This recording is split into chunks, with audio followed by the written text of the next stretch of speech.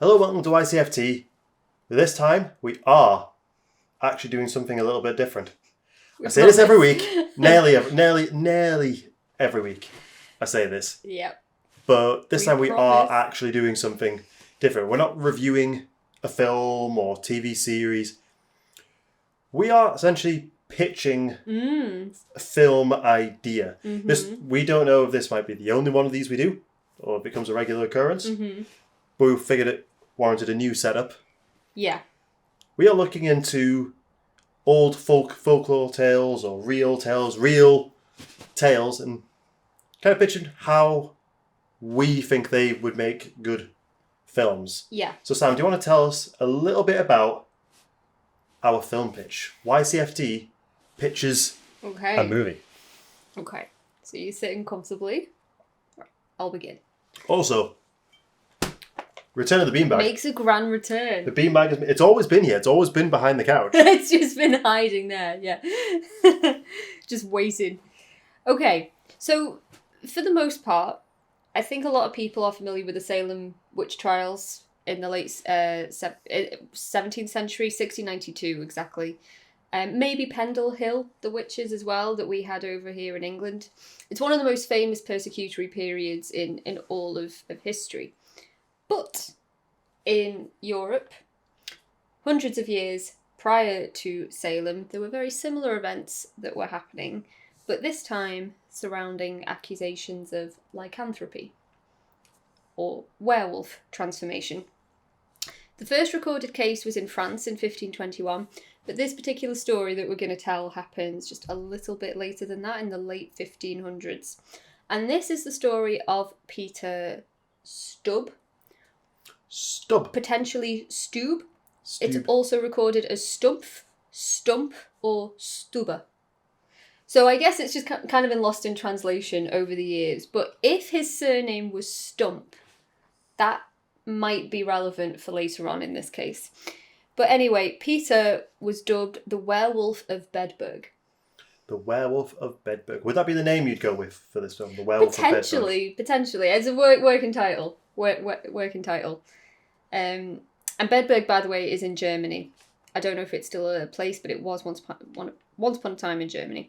Anyway, Peter was a prosperous farmer. He was a widower. He had a 15-year-old daughter called Sybil, and supposedly he had a son, although records are a little bit murky on that fact. Not too sure when he was born, but in 1564 to 1589, Bedburg, there was a slate of killings in the area, and these were brutal killings. In the late 1580s, people started suspecting that a werewolf was potentially behind the attacks. A girl was attacked, a young girl, by a wolf-like creature. That was her statement. Men fought it off, and apparently they cut off its paw in the attack. Now, our friend Peter only had one hand. Stub. Peter Stump. So there, potentially that was relevant during the trial. So the story goes, a group of locals, they cornered the werewolf, where it supposedly transformed before their eyes back into Peter. But again, those accounts are very debated, because there's other accounts saying that they chased a wolf-like creature and then found a man. Yes, it's not set in stone. There are also rumours that apparently they were chasing a wolf-like creature. Peter was just in the wrong place at the wrong time, and he happened to be in the woods. Anyway, Peter is brought in for questioning.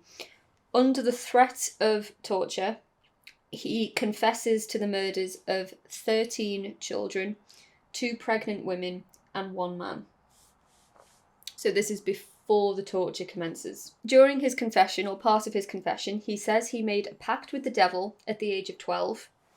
He sold his soul in exchange for worldly pleasures, and the devil bestowed upon him a magic belt.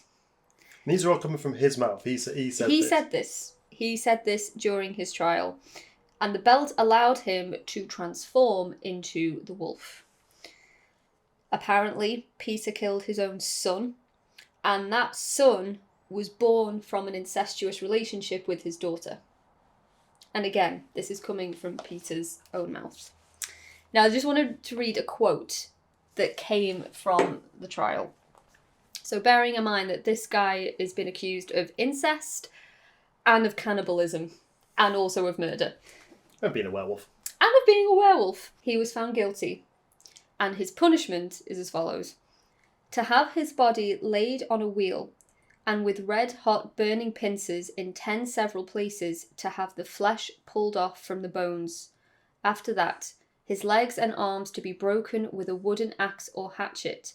Afterward, to have his head struck from his body, then to have his carcass burned to ashes.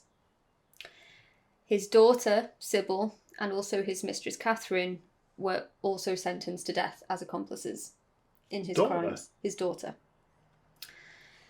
Now, Peter was killed.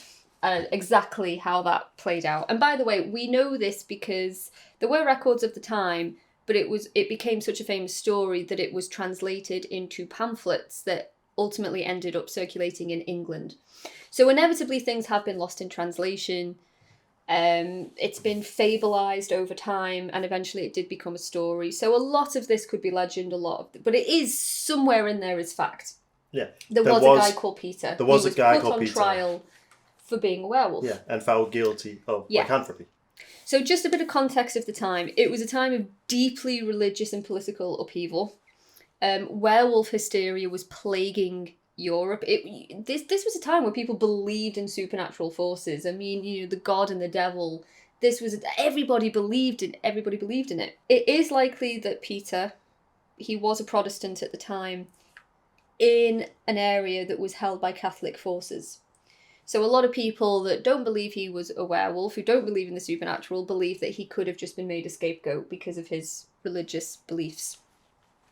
But I guess in terms of the theories, you can either say that he was totally innocent and he was an easy target and he was made a scapegoat. You could say that he was guilty, but he was potentially insane. Or you could say that he was just a bit of a psycho. Or you could go the other way and you could say that Peter perhaps genuinely believed he was a werewolf. He genuinely believed in the crimes that he was committing. Clinical lycanthropy, by the way, is an actual thing. It's a manifestation of schizophrenia associated with bouts of psychosis, so that it is a recognised condition, that you can genuinely believe that you have the ability to turn into a werewolf. Pretty rare condition. I imagine it's rare. I've never really seen it in modern day trials. But anyway, he was described as a wicked fiend, pleased with the desire of wrong and destruction. He was inclined to blood and cruelty. And in reference to when he confessed to killing pregnant women, he ate their fetuses, the unborn fetuses, and he described them as dainty morsels. So that's the story of Peter Stump. To me, to go into that level of detail is more than just a I do believe he killed these people. It's more than likely. Whether or not he was a werewolf or not is heavily up for debate. I think we came across this story, I can't even remember how, but we were just so struck with inspiration we watched a show called Expedition Bigfoot. And I got curious whether or not there'd been any Bigfoot sightings in the UK, and basically there haven't. But there have been werewolf trials in history. A lot of werewolf trials, and in England and Scotland in particular, a lot of cases of werewolf sightings popping up.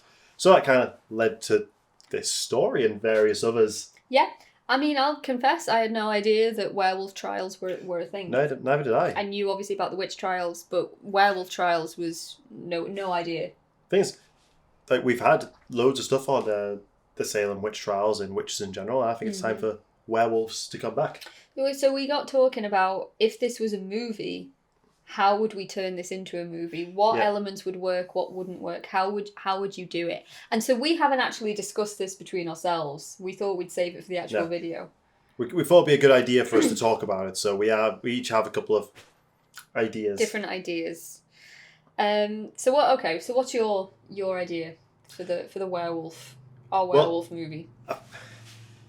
This is one thing I want to discuss with you first, actually, before we go into that. How would you... There's different ways we could approach this. Either a serious horror about a werewolf attacking town, and we actually go right down the route of it being a werewolf, who's then, and we make the film more about the chase. More of a monster movie. More of a monster movie with a trial element at the end. Mm-hmm. Or do we make this a trial movie? A courtroom drama that cuts away to like the investigation, but then you risk not being able to show the werewolf because then it's the thing. Obviously, in the end, he has to get convicted. Mm-hmm. But do we have it as he actually was or was not a werewolf? You see, my idea is to make it a courtroom drama. Courtroom drama. I like the idea. I like courtroom dramas. That like we've seen a few over the years as well. I mean, one of my favourites is The Exorcism of Emily Rose. That was a fantastic courtroom film. The Crucible is one from 96, I think, and that's obviously based on the Salem witch trials. The film didn't do very well, but I mean, it's obviously based on a very famous play by Arthur Miller. And I know I've spoken to you about this, but Conjuring 3, The Devil Made Me Do It. For anyone who's seen it, I personally thought that was a really missed opportunity. They could have made a solid courtroom film there. Oh, they absolutely could. When you look in real life, the court case actually did not last that long. No, it they didn't. Have much to go It really didn't. But let's be fair, the Conjuring films don't stick to the real story that much. So I was going to bring that one up because I do think that was a bit of a waste of opportunity. I would have it as a little bit of both. I would have a bit of have there actually be a werewolf killing people, have it as a bit of the hunt, but maybe include Peter as part of the hunt. So it's almost like a murder mystery, and we end it with a trial of whether or not it was actually. So you'd have the trial at the end. I'd have the trial. I might open with a trial, but we don't see who's on trial. Okay. And end it with the trial and the execution, because the execution is exactly how it was. Mm-hmm. Played out in like real time. Because that is also pretty horrific. Well, one of the reasons that this particular case is so well known, even though probably everyone watching this has never heard of the guy, and I never heard of the guy until like a week ago, is the sentencing and his execution was notably barbaric. Even at the time, it was considered very barbaric. So that's why Peter's story is so known, because he had a particularly brutal death. Yeah. So, what production company would you have to helm this? Like, obviously with horror, especially, like if you're really into the genre, then I think the company that makes it is just as important as it is. The director. I struggle with production companies. It depends, because when I think of werewolf movies, my head instantly goes to Hammer. Hammer Horror. Yeah. They are obviously famous for their monster movies. Mine goes to Underworld. You go instantly Underworld. Just two very different train of thoughts there. But the thing is, the kind of film that I would be intrigued about making, I still think Hammer could do it, but it would be a different kind of route, I suppose, for Hammer. I wouldn't want to make this a monster movie per se. Again, I would want to focus on the courtroom element, on the trial of the political and religious context the style of the time of Woman in as Black, well. kind of. Woman in Black potentially, but I mean, in terms of directors, I put Mike Flanagan. Mike Flanagan, yeah, especially the way he did like Midnight Mass. I wrote down Midnight Mass specifically in terms of the atmosphere. Like this is a guy that did Dr. Sleep. He did Midnight Mass, the TV show on Netflix. Haunting of Hill House. The Haunting of Hill Haunting House. of Bly Manor. Yeah, Bly Manor. The guy has a natural kind of way for depicting mysticism and in like a very elegant way. The way he deals with religion in Midnight Mass especially could faith, conviction. Be a really interesting I think he could backbone do a for really good job. Yeah. I think he would be a good one. The other director that I kind of thought about, but although Mike Flanagan is like my first choice, would Robert Eggers potentially. He could do an interesting take. Yeah, that would be a messed up film. It would be really... I was going to suggest... I had a bit of a curveball, but one of the suggestions I had would have been Robert Eggers and with A24 backing it. Oh, that's a good one. Because I don't think this is a Blumhouse... I don't think it is. ...type film. No, I agree with that. Blumhouse is usually then pushed out by Warner Brothers. Yeah. Yeah, I totally agree. Because, like, we both love James Wan, for instance. Yeah. But it's interesting that neither of us have said, James Wan for this film. Like, no, not even Lee Whannell. No. Well, I fair, agree we with recently that. watched The Black Phone. I do actually think Ooh. Scott Derrickson could do a good job because he's really good at those small moments. Did toy with Scott Derrickson. Yeah. The thing as well is, like, when you think of a werewolf too, at its core, a werewolf is a body with a soul and a spirit that is it's almost like essentially a Dr. Jekyll and Mr. Hyde type story. It's constantly at battle with itself. It's not like a vampire that relishes in being a vampire. It's not a ghost. It's not a zombie. It is a person that is at war with its being. It's like historically werewolf movies. The person that is inflicted is in despair. Yeah. They have a pretty rough time with it. A point I think I remember you mentioning in the story is that when he made a deal with the devil, he described it as a man in black. Yes. And that man in black popped up in several different werewolf folklore stories. Mm. So if that's something that could maybe lay the seeds for a series of films. Yeah. Even today we have like mysterious men in black, but they seem to have, and usually death does portray itself as a man in a cloak. Or the devil. Yeah. So I'd like to include that element in it in some way. Yeah. I like the idea. I think for me, look, we ultimately we know how it ends. We know that Peter is ultimately convicted. But I would like to toy with the idea, if this was ever made into a film, of ultimately it's ambiguous as to whether he's guilty or not. He was found guilty, sure, but whether that was actually the case it's kind of like it's futile in the end. It's like it doesn't ultimately matter if he genuinely did it or not. I like the idea of the film just exploring different witnesses' perspectives, hearing Peter's story, hearing what the judges have to say, hearing what the townsfolk, like their opinions and all the rumours and the gossip. I really love the idea of that. It's like, as sad as it is, ultimately it doesn't really matter if he was actually guilty of it or not. And if we see the werewolf sequences, then it's told from the witnesses' perspectives. It's not necessarily told as fact, like this is what happened. It's various witnesses' accounts of what they believe happened. Well, because I was going to throw a bit of a curveball and basically not even suggest they make it as a film. But I was going to suggest, I know the first time, let's push it as a film, I'm not going to pitch it as a film. And I was actually going to suggest that the BBC do it. Ooh, or like Dracula. Yeah, it's interesting you brought up vampires. So I would say, what if get Mark Gatiss and Stephen Moffat to write it and Mark Gatiss to direct it? Because we saw what he did with Dracula in that one. We have a lot of like really cool stuff set in the old day. And then the way he handled Dracula in the modern day, and almost like is he really guilty of these things? I think they could do a really interesting. If we were going to go down the courtroom drama bit, like, because you could have like, if they do it as a three-parter, like they did Dracula, one that is just all werewolf chaos, hunt, and then the courtroom. I think they do a really, really good job. So we know, like Mark Gatiss, that you have shown me many times. He did a history of horror, didn't he? He did. It was a 3-part series, and it's fantastic. He explores different like eras of horror film history. The guy has a real love for the genre. Yeah, but if you look at like where horror's at the minute, people don't just want monster movies. No, they're kind of a dying breed. They're both dying and coming back, but they want more behind it rather than just a monster killing and then hunt the monster. You need the psychology behind it. I think a great example is like The Invisible Man.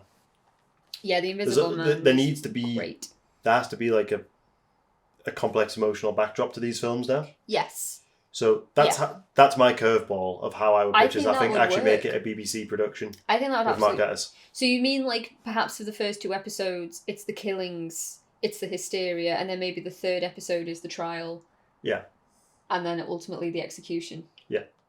That would work. That would. But we could show the beginnings of the trial at first episode. Yeah. So that was a 3-part. So not even a film. I just think, which could potentially work with Mike Flanagan as well, like a stretched out miniseries. I mean, Mike Flanagan, again, Midnight Mass, don't obviously no spoilers, but he proved with that show that it's very philosophical, Midnight Mass, when you think about it.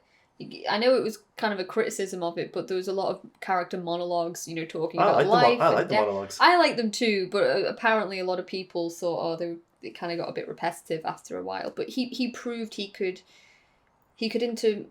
interweave everything about religion and faith and culture conviction with monster, with a classic vampiric tale. So I think the guy could absolutely pull it off. But yeah, that would also work, like a 3-part miniseries or something like that. It definitely could. I also, I think just me personally, I'm fascinated. I love history, and I really like the idea of exploring like the wider kind of context of the time. Yeah. I love the idea of throwing in the religious turmoil of the time as well. I think you'd kind of have to. You can even show the pamphlet getting distributed all over the world. Yeah. Yeah. Yeah, we thought the witch trials were bad. You thought the witch trials were bad, guy. Like, this is just one of many tales of people getting tried and convicted for being a werewolf. The unusual thing is that Peter actually confessed to it. Yeah. He confessed. I mean, again, we'll never really know what happened in Bedburg. That time. Thing is, at the execution, I would show a man in black in the crowd. Just kind of hovering. Just in the background. Yeah. It's weird, isn't it? Because like Men in Black, you instantly just think UFOs. You don't necessarily associate them with anything else that's supernatural. What type of werewolf look would you go for? That is interesting. I mean, Dog Soldiers here. I personally really like the werewolf look in I that really, movie. really like the werewolf look. I don't think it's been bettered. Like, that's just my personal opinion. So that's kind of like my prototype of what I would imagine a werewolf would look like. More humanoid, I guess, than actual wolf. Yeah, although in Doctors they do have a very long wolf. They do, head. but the body itself, is human. Interestingly, I'm going to plug a film that my friends have worked on, Yeah, Wolf Manor. do it. It'll be coming out at some point. And I've seen, obviously, some promotional images are out, but I've seen footage from it. Yeah. Which is cool. Yeah. Yeah, I was in the presence of the hard drive. And that werewolf design is very reminiscent of original Wolfman. Mm-hmm. So something that is more man-like. So no extended nose. Like the big ears and fangs. And I think that would work really well. And I think because that kind of accurately shows like all the depictions of the werewolf back then is more humanoid, but that on all fours. On all fours. So that's kind of how I do it. Like I was actually a big fan of how they did the werewolf in the 2010 or 2011 Wolfman.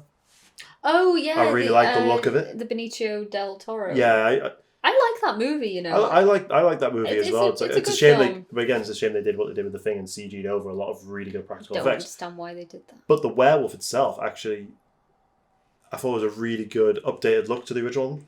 You know what is interesting as well, kind of just going back to this story, is obviously in most Hollywood movies about werewolves, you have to be bitten in order to become a wolf. I don't actually know when that started, that idea that it's like it's an infection or it's a disease. Yeah. Curse. It's a curse. This is he made a deal with the devil. Yeah. So wasn't it like, doesn't it go back to like Greek mythology when someone cursed his sons and they both turned into wolves? Could be. It could be. I don't know too much about the history and the mythology, but I mean, going back to Hammer again, they did a movie called The Curse of the Werewolf, which I think was late 50s or early 60s, and it was Oliver Reed, and it is a brilliant movie. But again, that is very heavily kind of philosophical as well. That deals with, I mean, Curse of the Werewolf, that from what I can remember in that movie, he does not become a werewolf by being bitten. Well, same with like with Dracula. Dracula doesn't pass it on through a bite. He doesn't bite. He doesn't have fangs. He doesn't have fangs in the book. No, in the book he doesn't. And also in the book he's like a really old man. He doesn't look anything like Christopher Lee. Yeah. He's not like Dracula is not sexy in any way in the book. That's I think the BBC one did show him really well because they did show him as an old man. Clay's Bang was absolutely, he's one of the best depictions of Dracula for the past awesome. few decades. I think Yeah. He was absolutely brilliant. My favourite episode of that, just I know a bit of a tangent, but I think it was the second one on the boat. Yeah, that was absolutely brilliant. Because I think another reason why I think BBC might be able to do it quite well is they have done werewolves before in Being Human.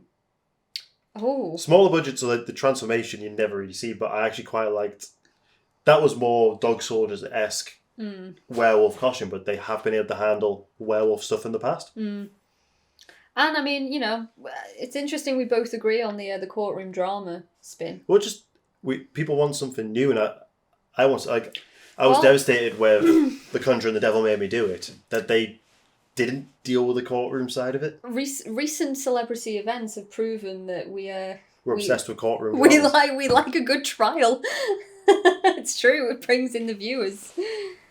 So yeah, you see like the best and the worst of people in a courtroom. So yeah, I think on that we agree. Courtroom. Yeah. Who would you have in it? Oh, that's this is the hard one. I think it's tough because with Peter, we know a lot about him, but we also don't know anything about him. We don't know his age. I think I'd want some unknowns. I'm always like that would be my preference always. I don't like having big names attached. Like it's always the same names that you see time and time again. It's like, no, let's give some other people a chance. And I'll tell you what, Hammer is also very good for doing that. Yeah. Most of the time. Well, I mean, they do also use the same names over and over again. Well, they did. But we're getting into a new era. I mean, they literally used Christopher Lee as Frankenstein and Dracula. Again, we're going into a new era. Yeah, they used Peter Cushing as Dr. Frankenstein and Van Helsing. Yeah. Have we got that right? I think he did play Van Helsing at one point. He did play Van Helsing. Yeah. He loved working on those films. But yeah, I mean, Hammer is coming back. I mean, obviously we had The Woman in Black in 2012, or a sequel a few years later. Then they did a film called The Lodge. They did another movie as well, and I did go and see it, and I can't remember what it was called. But we got the Dr. Jekyll one with Eddie Izzard coming out. Yes, and I'm very Hammer interested coming back in that. again. Again, you can't stop them.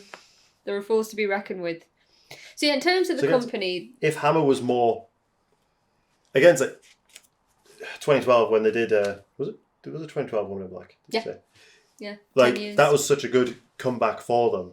But they then just disappeared again. Good. So if I knew Hammer were going to come back and stay back, then yeah, I think they would also do a really good job. I agree. But unfortunately, I do believe that Blumhouse has kind of taken the position that Hammer used to have. Yeah, I think it's hard when you're up against... I mean, it's kind of the reason why Hammer went out in the first place, because they couldn't compete with all the big American blockbusters. Universal especially. Yeah, exactly. But I mean, you know, in the 70s, you started getting like the big American films like The Exorcist, and you know, Hammer couldn't compete with it.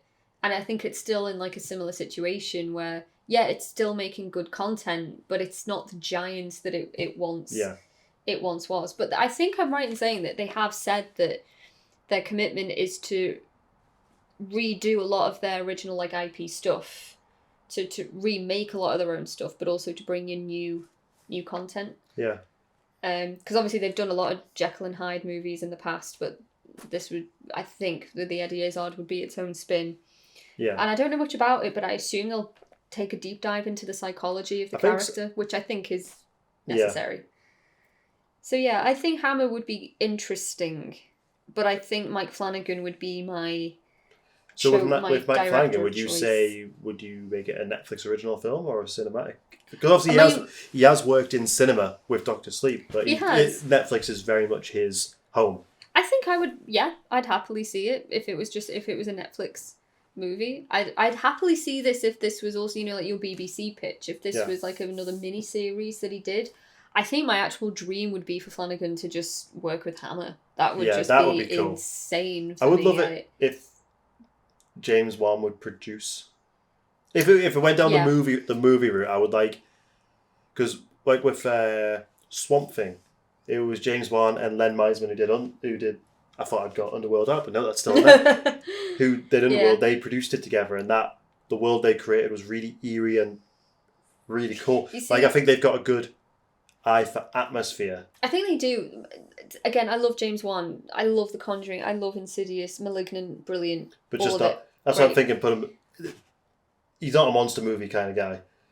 No. Put him in the producer role on it. Yeah. Take him out of the director's chair for this one. I think this movie or show would work. Or show would work. Why? What did I say? I thought you said all show. I was like, what? Or show. All show. Sean Connery. This would work with a more kind of like, it's a bit of a slow burn, more of like a philosophical approach, which I don't know if James Wan is. So maybe that's more of an A24 type thing. Potentially. So they do like this. They do like their slow burns. They do. Slow burns, uber violence. But like The Witch.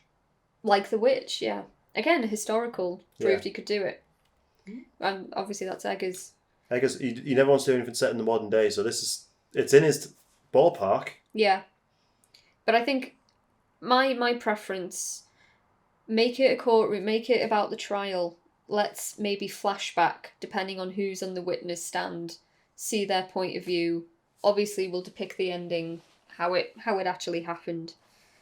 But yeah, and the thing is as well is this is based on fact, but the facts over the years they've turned into legend, they've turned into myth, and like who knows what ultimately happened and what's fact, what's fiction. It's like 500 years ago. Exactly, yeah. I mean, different country as well. It's been fableized over time. So I think the trial element and telling it in flashbacks and hearing different people's accounts, that in itself kind of lends to the fact that it is a story. Yeah. It's like, who knows what the truth is? Even the people at the trial, like, will never know the actual truth. Like, let's play on the fact that this is... have it as almost relieved that he's confessed to it. Yeah, we've got someone, thank God. But I like the idea of it, even at the time, being a story. Yeah. That ultimately it's impossible to kind of know the truth with this. I'd have someone else play the werewolf. I mean, you probably would have like a stuntman as well, but on purpose they have someone, the actor who plays Peter, not be the person in the werewolf suit as well, to have that disconnect so people can't work out if it is him or not. Yeah. They did that in Zodiac. So every time you see Zodiac in the movie, the David Fincher movie, it's a different actor because all the witness statements changed. Yeah. So every time you see him, it's depending on what the witnesses at the time for that particular kill said, the survivors said he looked like, so it was always a different actor. I thought it was very cool. Because in real life, it could have also been different people every time. Could have been different. Could have been, we just don't know. Could have been. But, yeah. Thanks for... Have you got any more notes? I don't think so. Yeah, that's how... We just believe that this story would be really cool as a film or as a series. Still thinking of the title. I'm not. I like the Werewolf of Bedburg. I'm very bad. Bedburg. That's a different pitch. Bedburg. Bedburg. Where are you? The Werewolf of Bedburg. The Werewolf of Bedburg. Yeah. Full moon over Bedburg. Ooh. Yeah, but you don't need a full moon to transition. That's the thing. Not in this story. Yeah. That's like the Werewolf of Bedburg. Well, we'll keep it simple. Keep it simple. That's the one. Like, if there is anyone who knows the story, they're going to know it by that name. Yeah. I love the quotes. Like, inclined to blood and cruelty, a wicked fiend. Wicked fiend. The wicked fiend of Bedburg. Yeah. I'll come back to you about the title, guys. Casting. And casting. Yeah. Let us know. Give us your suggestions. We know this is really different to our usual content. As is demonstrated by the different setup. That's how you know it's different. It's really different because we've changed this. If we do it again, it's not different again. Yeah, that's true. It's not different then. That's true. But this is actually different. We just thought this would be a fun little change of pace. Well, it's also an opportunity for us to just geek out over history, which is another thing we really love doing. History's cool. History is cool. And you know what? It's responsible. Cruel. History's cruel. Oh, it's cool and it's cruel. It's cool and it's cruel. Yeah. Because that is a very cruel way to go. But it's also, it inspires a lot of horror. It does. The two of them go hand in hand.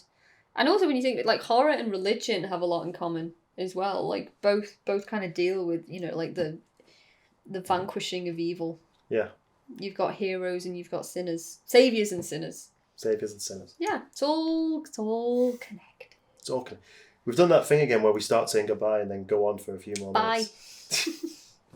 Yeah. Thanks for stopping by, guys. We hope you've enjoyed this. Business as usual next week, I think. I don't know when this comes out. Oh, who the hell knows anymore? Anyone who watches this know I don't plan that far ahead. Who knows? Schedules don't come out in time. The video, see what happens. You're guaranteed to get a video every week, but which video? Who knows? Our candle's going out. That is the time. That is the sign to go. Very well.